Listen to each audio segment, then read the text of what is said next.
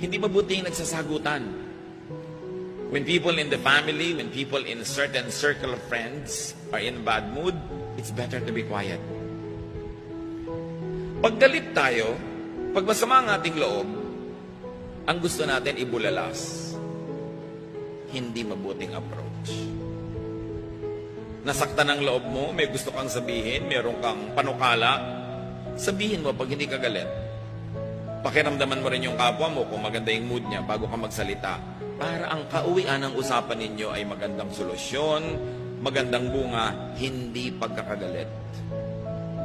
At pag may nagsalita ng isang napakapangit na salita, ang tendency natin mas daigin yon. Magkano ka? Sabi mo naman, doble mo. Pero wala tayong na-achieve. Ang maganda doon ay magkano ka? Napakamura. Hindi mo dapat pagkakasayahan ng panahon. Tapos ang usapan.